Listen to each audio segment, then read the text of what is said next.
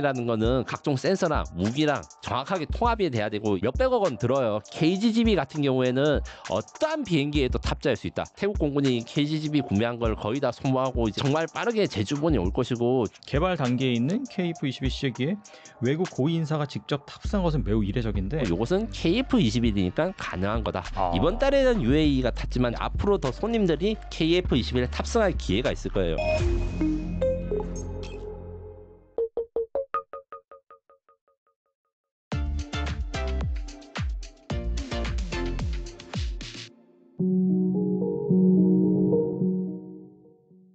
네, 김민석 특파원님 모셨습니다. 안녕하세요.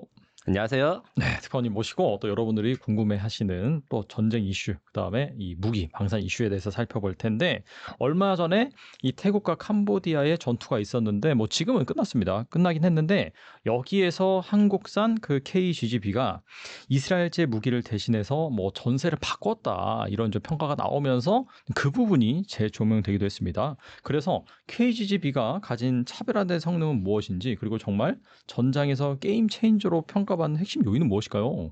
네, 일단 KGGB가 만능과 무적의 무기는 아니지만 딱 필요할 때 필요한 성능과 필요한 역할을 할 수 있기 때문에 이렇게 주목받은 것이기 때문에 제가 KGGB에 대해서 요런 건 좋다, 요런 거는 숙제가 필요하다, 요게 정리를 하겠습니다. 앞서 말씀드린 대로 이스라엘제 무기 대신에 KGGB가 활약했다. 요게 정확하게 어떻게 정리한다면, 태국과 이제 캄보디아의 분쟁 기간 동안 F-16이 캄보디아 영토에 공격을 했는데, 처음 공격했을 때는 리자드3라는 레이저 유도 폭탄으로 공격을 했어요. 레이저 유도 폭탄은 정확도가 굉장히 좋습니다. 내가 레이저를 유도하는 대로 폭탄이 가기 때문에 아마 영화 트랜스포머라든가 아니면 밀리터리 이제 그 영화 같은 거 보시면 항상 나와요. 막 특수부대가 조준하고 있으면 거기에 폭격이 정확하게 가는 거. 근데 요거 같은 경우에는 레이저를 쏴줘야 되는 부담감이 있고 거리가 짧습니다. 대략 이제 거리에 따라 한 10km, 15km인데 요 정도쯤 되면 요즘에 미사일들은 10km, 15km 넘는 미사일들이 많거든요. 그래서 KGGB가 가진 장점 두 가지를 저는 이야기를 할 수 있는데, 그래서 활공이 된다. 이게 정말로 중요한 거고, 활공이란 건 글라이드란 건데, 쉽게 말해서 폭탄은 아무것도 날개도 없고 그냥 떨어뜨린 거기 때문에 사거리가 짧은데, 요거를 개량하기 위해서 뭐 엔진을 달기도 하고 로켓을 달기도 하고 이렇게 있는데, 날개를 다는 게 가장 가성비가 좋다. 왜냐? 추진기관이나 이런 게 복잡한 부품이 없기 때문에 이제 날아가지고 활공을 한다. 글라이더를 하는 게 KGB고 그 사거리가 70에서 110km까지 됩니다. 그렇기 때문에 웬만한 이제 지상의 공격 미사일, 뭐 우리나라 뭐 천궁2 뭐 이렇게 이야기한 것도 천궁2 한 40km 정도 사거리거든요. 네네. 그거를 더 멀리서 공격할 수 있다. 이런 장점이 있고, 그럼 그냥 멀리서 그냥 직선으로 갈 수 있냐? 아닙니다. 이 활공 비행을 하면서 이제 선해 비행을 하면서 만약에 산 뒤쪽에 적들이 숨어 있으면 위치만 알고 있으면 산을 피해 가지고 공격을 하거나 아니면 각도를 높여서 최종 발사 각도를 하는데, 폭탄이 멀리서 터질 때는 반경이 넓어지지만 대신에 피해 깊게 숨어 있거나 방어된 거에선 잘 파괴하지 못하고, 이제 가까이 갔을 때는 반경은 좁아들지만 이 한쪽에 점을 집중할 수 있는 거죠. 이런 것들에 대해서 조절을 할 수 있는 게 이 활공 기능이다.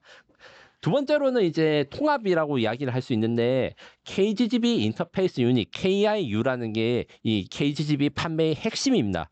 왜 그러냐면, 일반적인 항공기의 무장이라는 거는 그냥 갖다 붙이면 돼, 이렇게 할 수 있는 게 절대 아닙니다. 왜냐하면 항공기의 레이더라든가 각종 센서랑 무기랑 정확하게 통합이 돼야 되고, 이거를 체계 통합이라고 하는데 몇백억 원 들어요. 기본적으로 우리나라가 F-15K 전투기에 다우루스 미사일 통합할 때 뭐 400억, 500억 이 정도 불렀다 하고 기간도 2, 3년 걸렸는데, KGGB는 그런 필요가 거의 없습니다. 그냥 달아가지고 떨굴 수만 있으면 돼요.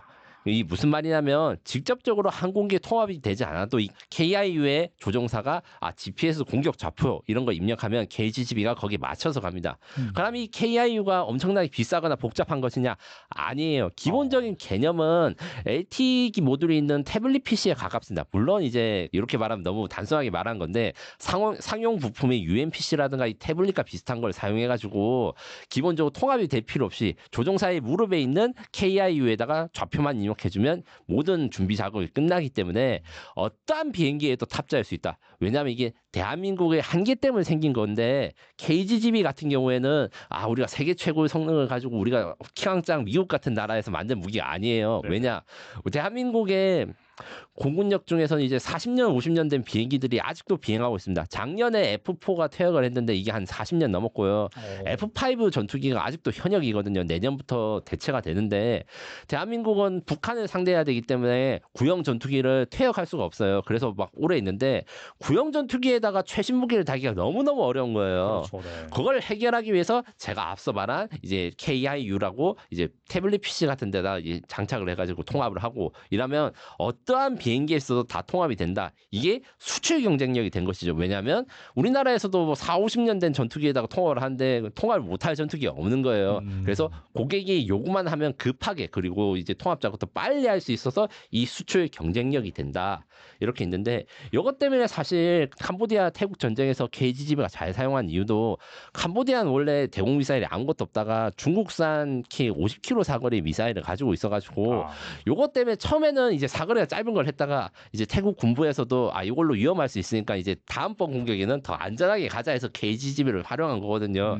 지금 제가 취재를 하기로는 그래서 태국 공군이 KGGB 구매한 걸 거의 다 소모하고 이제 몇 발 남았다 이렇게 알고 있는데 반대로 이야기하면 정말 빠르게 재주문이 올 것이고 주문이 오면 이제 실전에서 검증된 거 두 번째로 검증된 것이니까 인기가 많아질 것이라 생각합니다.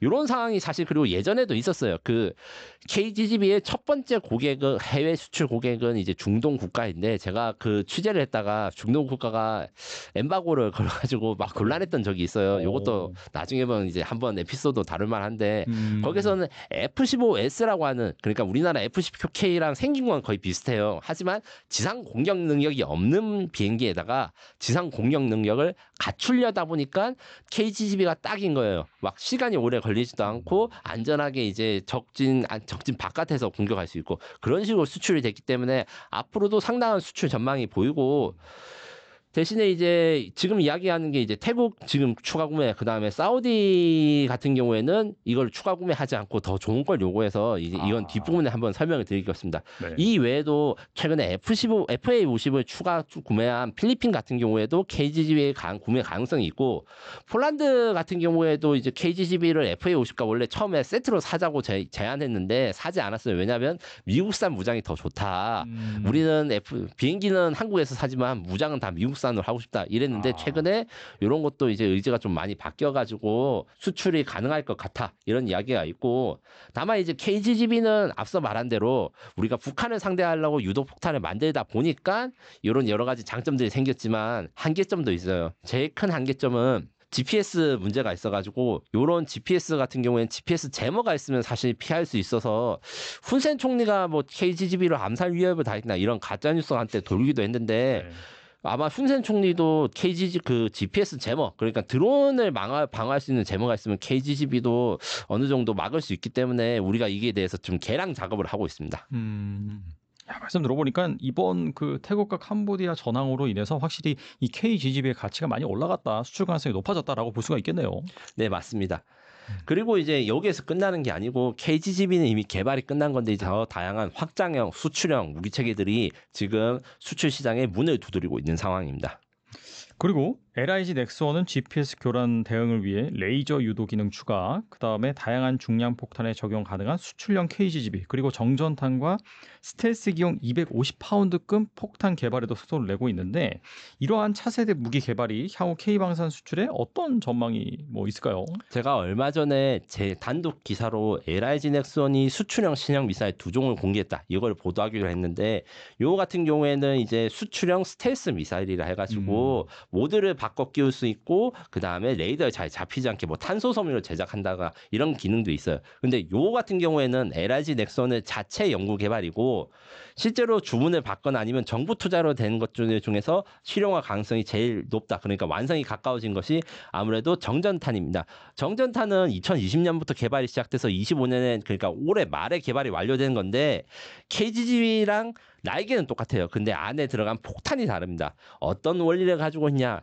탄소섬유 다발이 있어가지고 송전탑이라든가 아니면 발전소에 그 노출된 요새 그 주식 잘 나가는 거 어떤 게 좀 발전 설비들 있잖아요. 송전 설비들. 뭐 전력기기 업체. 예, 네네. 거기에다가 탄소 섬유를 뿌리면 탄소 섬유가 그 전도성이 좋아가지고 누전이 일어나기 쉬워요. 이게 원래는 이게 역사를 이해하면 약간 재밌는 게 있는데 이런 거를 의도하고 만든 게 아니고 미국에서 뭔가 이제 사고가 나가지고 발전소에 탄소 섬유 다발이 뿌려지니까 이게 정전이 바로 나서 이렇게 어떻게 되는가 분석을 해보니까 이것을 무기로 활용할 수 있겠다라고 결정이 돼서 2차 이라크전 때 미국이 이라크의 발전소를 무력화시키고 혹은 이제 코소보전이라든가 이럴 때 사용했습니다. 이렇게 되면 발전소를 파괴하는 것보다 더 좋은 게 자본수의 폭탄으로 발전소의 기능을 완전히 마비시킬 수가 있고 가령 이제 송전 장비나 이런 것들을 폭탄으로 파괴한다 해도 크레인도 있고 사람이 있으면 재설치 이런 게 가능하거든요. 그런데 그 섬유 같은 거는 정말 떼어내야 된다. 쉽게 말해서. 근데 떼어낼 때 어떻게 되겠어요? 누전을 유발하는 제 때문에 사람이 일반 손으로 하면 그 떼어내면 감전돼서 죽어요. 엄청 정밀하거나 이 작업이 필요하거나 아니면 발전소의 전원을 완전 다 내려놓은 다음에 뭐 물 청소를 하든 고압 물탱크로 씻거나 이런 작업을 해서 복구에 20시간 이상 걸립니다. 거기다가 잘하면 이제 비살상 무기이기 때문에 자유롭게 사용하거나 이렇게 할 수가 있죠. 그것 때문에 정전탄이 개발 완료됐는데 북한에다 쓰는 게 일단 목적이요. 이게 약간의 그 준전략 무기를 할 수 있습니다. 왜 그러냐면 북한은 그 핵심 시설이라든가 지휘소를 다 지하에 놨지만 지하에 변전소를 건설하는 게 한계가 있어요. 노출된 전력 시설들이 있습니다. 그것을 공격하면 지하 벙커에 있는 전원도 다 나가고 거기는 전기도 안 타고 물도 안 들어오고 이게 거의 기능을 못 하는 거예요.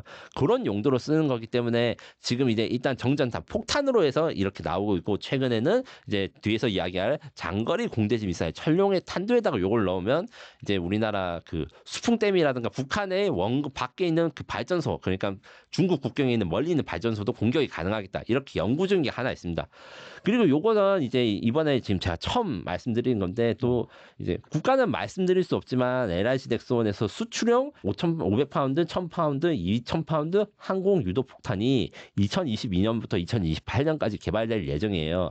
요 같은 경우에는 일반적인 KGB 같은 무기는 국가가 예산을 받아가 그 예산을 이제 확보를 해가지고 국방과학연구소가 개발해서 LIG가 생산한 건데 요거는 해외 고객이 LIG 덱스원한테 야 우리 이런 무기가 필요해 하면서 주문을 받아가지고 개발해 주는 건데 그래서 KGB의 단점들은 해결한 무기체계입니다. 무슨 말이냐면 일단 이 무기들은 GPS랑 레이저 유도 폭탄을 같이 쓸 수 있습니다. 미국의 LJ담이라고 해가지고 KF-21에 통합되는 차세대 유도 폭탄이 이런 건데 필요할 때는 레이저를 쏘다가 그 레이저가 끊기면 GPS로 가거나 뭐 이런 식으로 혼용할 수 있는 이런 복합 그 탐색기를 가지고 있고 KGB는 500파운드 폭탄에다가 다는 날개예요. 그 무슨 말이냐면 폭탄은 이제 비행기 날아가는 건 전부 다 거의 파운드, 인치 이런 거 씁니다. 그래서 500파운드라고 하면 약 450kg, 뭐 1000파운드, 900kg 이렇게 있는데 1000파운드, 500파운드, 2000파운드로 이제 그 붙일 수 있는 걸 확장을 해가지고 미국의 제이담을 사지 못하거나 아니면 제이담보다 좀 독립된 걸 가지고 싶어하는 나라들한테 우리나라가 제이담 유도폭탄의 대안으로 제시하는 게 있고 28년까지 개발이 완료된다고 치면 그때 이후에 또 대량 주문이 예상됩니다. 마지막으로 미래형 유도폭탄을 지금 2029년부터 연구할 예정인데 요 같은 경우에는 아직 세부 내용이 안 알려져 있지만 폭탄과 미사일의 차이는 옛날에는 폭탄은 이제 멍텅구리 그러니까 유도 장비가 없이 폭약만 있고 미사일은 거기다가 복잡한 유도 장비라든가 추진 기관이 있고 이런데 요즘은 폭탄에다가 날개도 달고 로켓도 달고 별 이상한 거 다 하거든요. 그렇기 때문에 가격이 저렴한 건 폭탄, 가격이 비싼 건 이제 정밀 유도 무기 혹은 미사일로 분류하는 게 맞을 것 같은데 이 폭탄 같은 경우에는 가성비가 그 어느 것보다 중요한 제품이기 때문에 대한민국이 잘 만드는 주력 상품이 될 수 있다. 이렇게 생각하시면 됩니다. 그리고 최근 UAE 국방차관이 KF-21 시제기에 탑승해서 이영수 공군 참모총장과 함께 우정 비행을 실시를 했습니다. 개발 단계에 있는 KF-21 시제기에 외국 고위 인사가 직접 탑승한 것은 매우 이례적인데 이번 KF-21 체험 비행이 K방산 패키지 수출로 이어질 가능성 어떻게 보시나요? 네, KF-21의 그 외국 군인들이 타거나 비행하는 거에 대해서는 이례적인 건 맞는데 이제 앞으로 상시적으로 우리가 아주 익숙해지는 소재가 될 겁니다. 이번 달에는 UAE가 탔지만 저번 달에는 폴란드에서 오셨고 이제 앞으로 더 손님들이 KF-21에 탑승할 기회가 있을 거예요. 요게 대한민국의 KF-21 개발의 특성 그다음에 우리나라 수출 세일즈 산업의 좀 독특함이 결합된 것인데 왜 그렇게 됐냐면 KF-21이 지금 현재 시험 비행을 남겨두고 있지만 앞으로 진행한 비행들 그러니까 기본적인 비행 같은 경우는 검증이 잘 돼 있고 그리고 개발 과정 중에서 뭐 비행기가 추락하거나 사고가 난 게 없어요.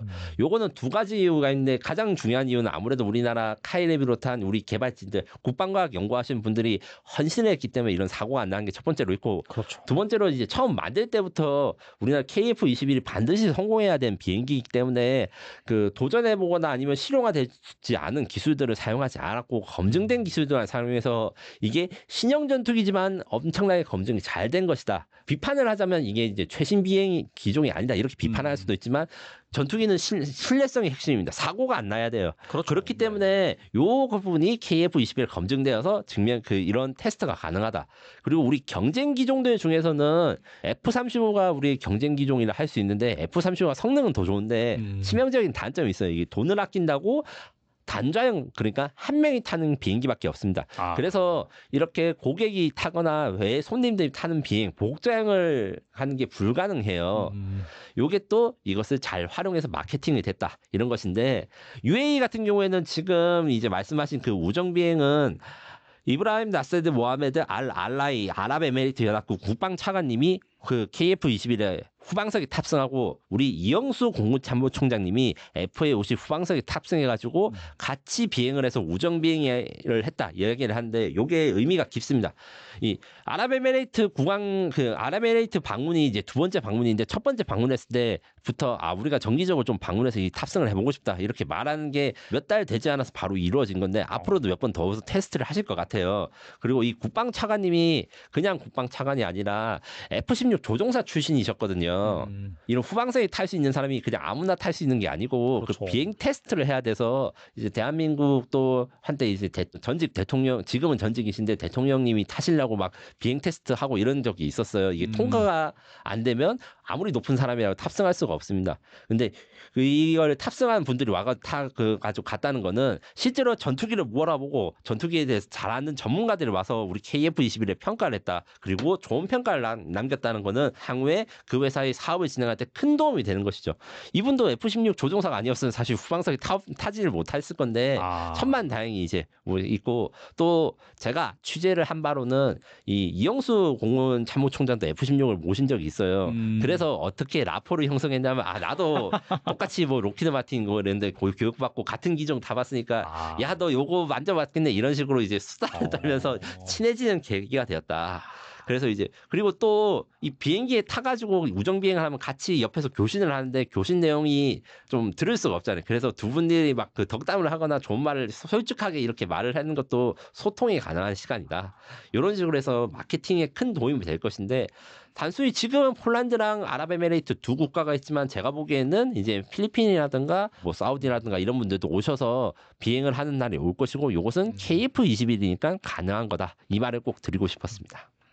말씀하신 거 보니까 F-16을 모은 그런 조종사 출신이시기 때문에 자동차에 비유하면은 나 포르쉐 뭐 그거 타봤는데 너도 타봤어 이러면서 막 얘기하면서 그러면서 이것도 한번 타볼까 약간 그런 식으로 라포가 형성되는 게 상당히 좀 자연스러울 수가 있겠네요 진짜. 예, 이런 라포를 형성하는 것들 중에서 지금 원래 사실은 공군에서 시작한 게 아니라 육군에서 먼저 시작한 건데 뒤에서 한번 이야기를 할 수도 있겠지만 K9이 K9 사용자 클럽이란 게 있어요. K9 운영하신 분들이 1년에 한 번씩 우리나라 말고 이제 다른 나라 연내 집회를 해요. 그러니까 어떻게 보면 자동차 동호회 정모를 하는 것처럼 우리가 이제 K9을 이제 1년 동안 몰아봤는데 그동안 어떤 사고가 있었고 어떤 식으로 이제 운영을 해야 되지 이런 노하우 공유장 이런 것들을 우리가 잘 운영했고 사실은 우리가 공군이 그 공군 무기 체계가 그걸 따라가려고 하는 것이죠. T-50 사용자 클럽도 그래서 있거든요. 그래서 이제 앞으로는 KF-21 수출되면 또 KF-21 클럽이 나와가지고 서로 이야기도 하고 교류를 하면서 야 옆에 나라가 이거 사고 싶어 한다더라 뭐 이런 것도 정보도 얻고 이런 식으로 진행될 가능성이 크다고 생각합니다. 우리나라 보면 이 자동차 시승기를 다루는 그 유튜브 콘텐츠가 많은데 여기에서 어떻게 보면 자연스럽게 이 방산 무기도 이거 연결이 돼가지고 뭐 이 세일즈에 도움이 된다면 정말 좋겠네요. 네. 그리고 이게 제품에 자신이 있기 때문에 할 수 있는 것 플러스 그 다음에 수출 규제라든가 아니면 보안 규제상에서 많이 우리가 다른 나라보다 좀 넓게 그러니까 좀 전향적으로 할 수 있는 게 있어요. F-35 같은 경우에는 성능이 좋은 건 뭐 누구나 다 알고 있는데 몇 번 이제 보도가 나온 사실이 있지만 F-35 전투기 같은 거를 시찰을 하려고 공군 참모총장이 가셔도 출입이 안 되는 시설이 있습니다. 공군에서 제일 높은 사람이 갔는데 사전에 신청을 안 하면 못 들어가는 구역이 있어요. 그 정도로 좀 비밀스럽기 때문에 그 부분 그러니까 오픈된 시스템 혹은 개방된 시스템으로서의 개량 그 장점이 있고 제가 앞서 말한 것 중에 한 가지 빼먹은 게 있는데 아랍에미레이트가 KF-21에 관심을 가진 것도 이 오픈 시스템이에요. 무슨 말이냐면 우리나라 국산무장 이야기 제가 말씀드렸잖아요. 아랍에미레이트도 자신들의 국산무장을 개발하고 있습니다. 물론 거기에서 이제 대한민국 등 여러 나라의 도움을 받고 있는데 아랍에미레이트가 기껏 국산무장을 만들어 놨는데 이게 러시아 무기나 아니면 미국 무기에 통합하는 게 힘들단 말이에요. 그래서 통합을 잘 되는 파트너를 구하고 있는데 사실 프랑스가 협조적이라고 이제 자신들은 프랑스는 이야기를 하는데 제가 보기에는 그들도 그들 나름대로의 그 어려움이 있는 것 같고 대한민국이 그런 걸 좀 잘해주거든요. 특히 우리나라 같은 경우에는 KF-21을 처음 만들면서 우리나라 국산 무장도 이제 통합 시험을 준비하면서 이 노하우를 같이 쌓아 나가야 되는 상황이거든요. 그렇기 때문에 그 부분 그러니까 아랍에미레이트 고유의 무장을 이제 KF-21에 다는 부분 요것도 관심이 많다 이렇게 전달받았습니다.